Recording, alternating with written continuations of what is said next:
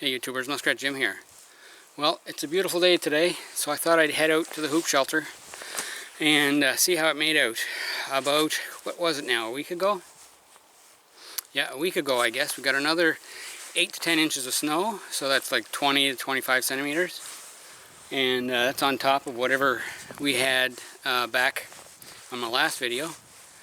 I think we've got almost 4 feet of snowpack now. So that's over a meter. That's like 1.5 meters.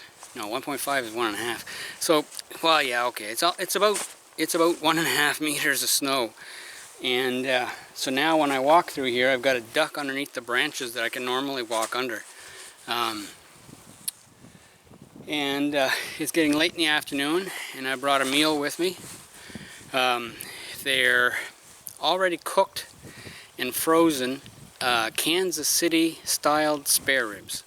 So a friend of mine down in the States, he lives just outside of Kansas City, and he's always talking about how good their barbecue is down there. So I figured, why not? This will give me a chance to sort of taste what it's like. Now, it's not going to be cooked on a barbecue, and it's already been cooked and frozen, so it's definitely not going to be the same as it would be if I was down in a restaurant down there eating them. But anyway, we're out in the bush, and we have limited resources at our disposal, so we're going to do the best we can to heat them up and see what they taste like. So anyway, why don't you come along with me?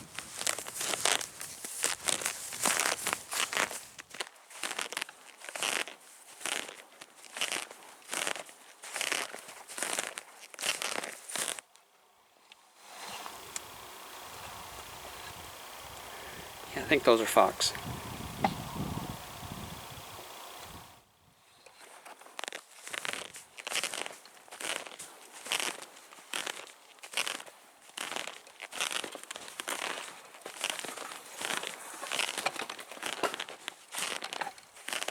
A lot of squirrel prints here too.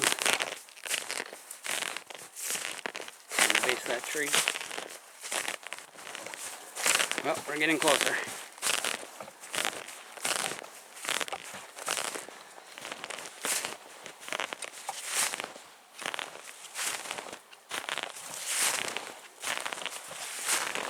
There it is.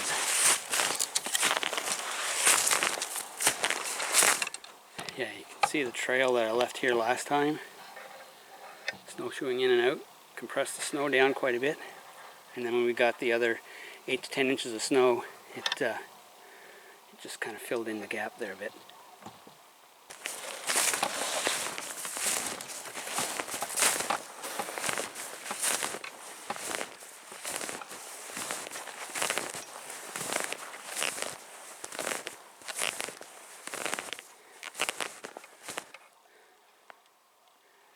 Well, there it is.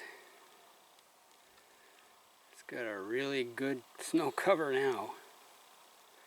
And then there's a place there where I dug out. A bit of a trail leading away. Well, there aren't any human tracks here, so that's a good sign. Well, let's go inside.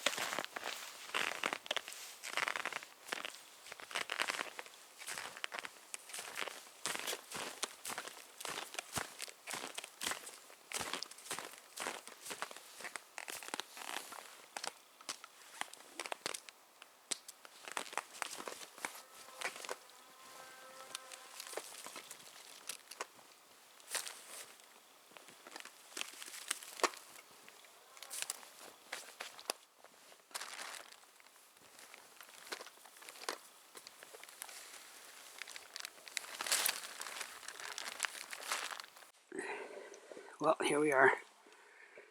There's the shovel that I left last time. I left it inside. I probably should have left it outside. And there's the stove I used last time I was here. Well, as you can see, the snow is really pushing down on that tarp. You can see how it bulges. It's crazy. Oh, these are some beads that a friend of mine down in the Bay of Fundy sent me. They're arrowheads and trade beads, and he made a necklace for me to hang out in my shelter. Sort of like Native American, early Native American arrowheads, but they've been beat up pretty bad on the shore. The tide coming in, going out, all the sand erosion. But anyway, it's pretty awesome. Okay, so I'll take my pack off, and we'll see if we can get something going in here. The way the light is shining in my back, you can't really see very well, but if I turn around, oh yeah, that'll be all right. I can film under those conditions. Anyway, I can take my pack off and we'll get started.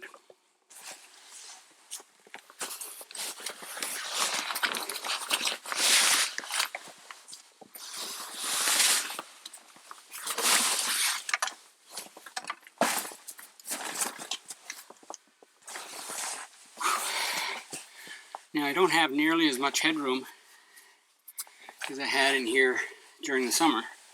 I mean during the fall. It's because the hoops have been compressed down a bit. So I've lost, I don't know, probably 6 inches, 15 centimeters, something like that. Or maybe a little bit more than that. But that ridgepole that I put in this door is really helping out that front hoop. Otherwise it would be right down to the level of the snow by now, I'm sure. Yeah, it's holding up pretty well. As long as we don't get a whole lot more snow. Okay, so today I'm not going to use my wood stove. I'm actually going to use a gas stove.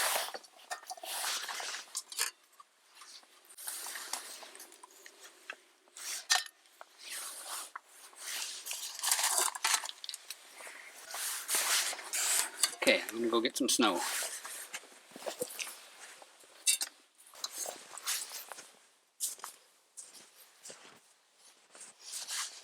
There's quite a few pine needles sitting on top of the snow, so I'm going to scoop that away and try to get at some cleaner stuff down below.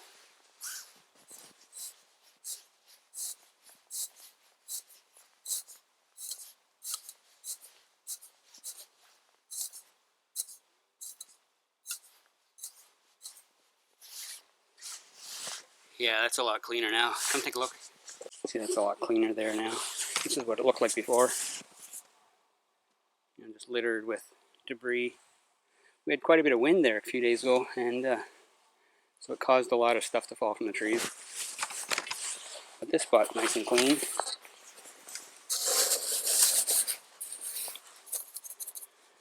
That's good for a start.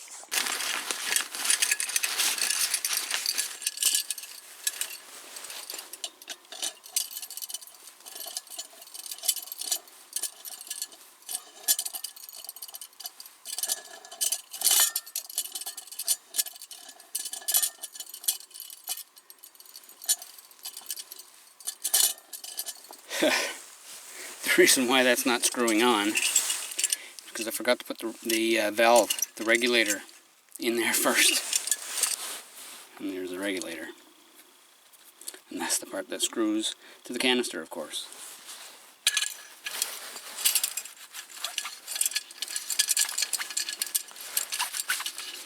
As you can tell, I haven't used the stove very much. It's been used a couple of times because it's kind of blue now. There. Now that the regulator's there, I should have no trouble screwing it to the canister.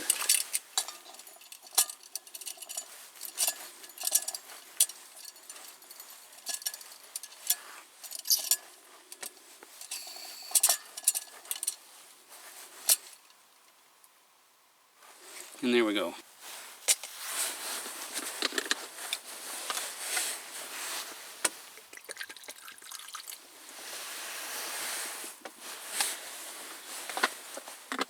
little bit of water on the bottom there to keep the pot from scorching.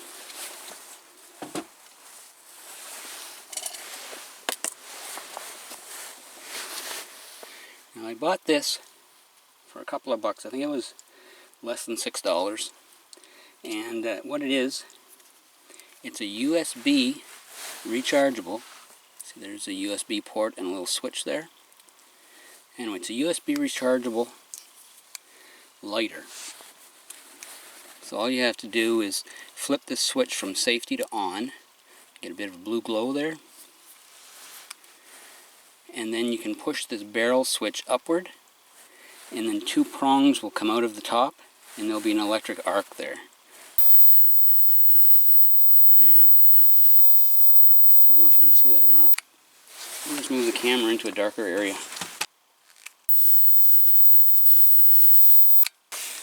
Now for safety reasons, after about a minute, this will time out and it will no longer light up. So then if you forget to flip that switch back and you happen to put this into your pocket, you don't set yourself on fire.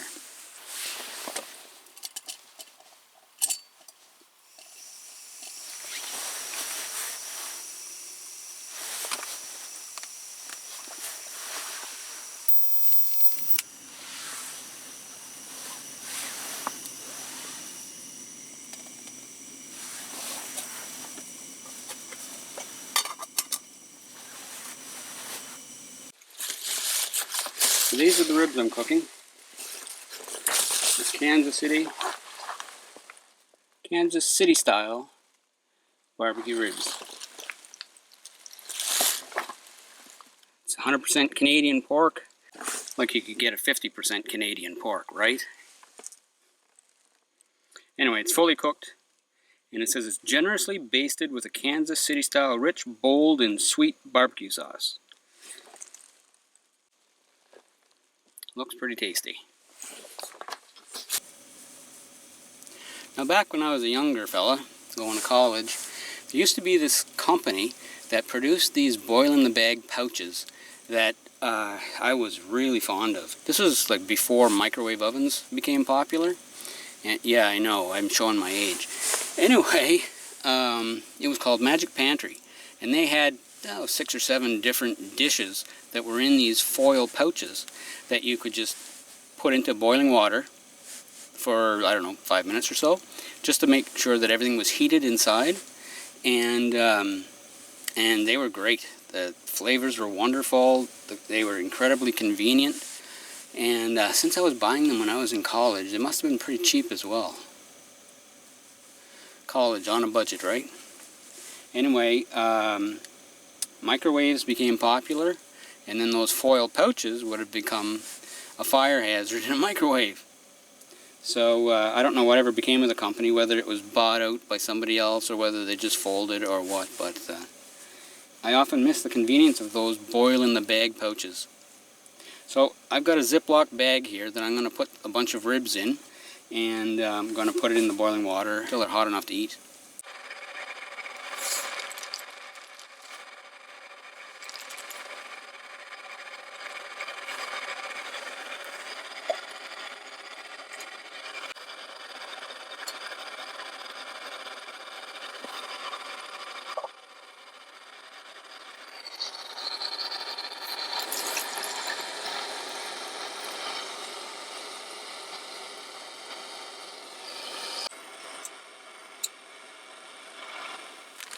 Well, transferring it into this smaller Ziploc was a little bit messy. Got some on my fingers. The barbecue sauce tastes great. It's got a nice spicy kick to it. So what I ended up doing really is I broke the ribs in half and put them all inside this Ziploc bag.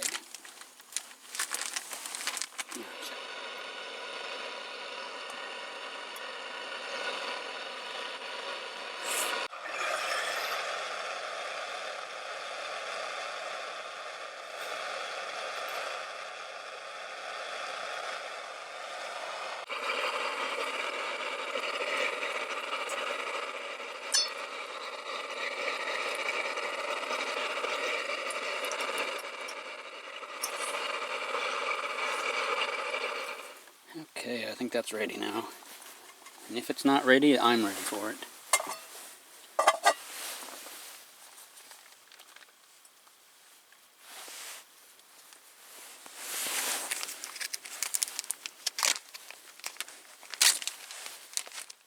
It sure smells good.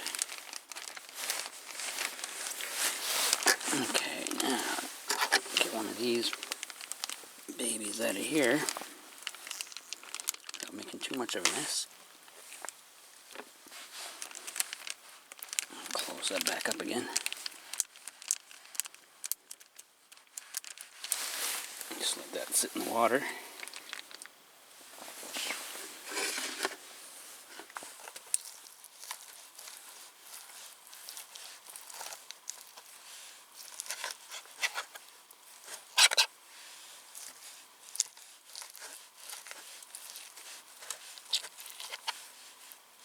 Oh, it looks so good.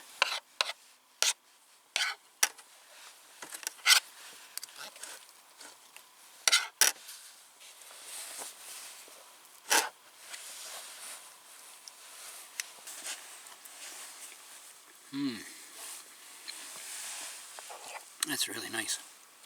It is quite sweet.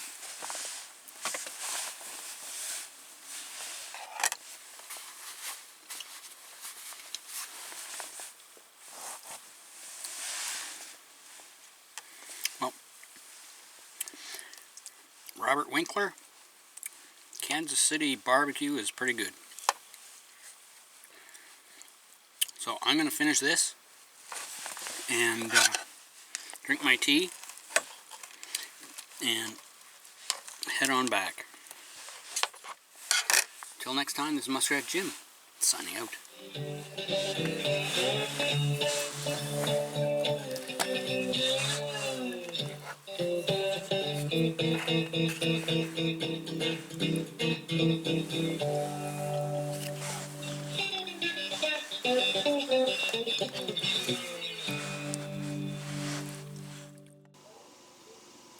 For more muskrat survival videos, be sure to like, comment, share, and subscribe.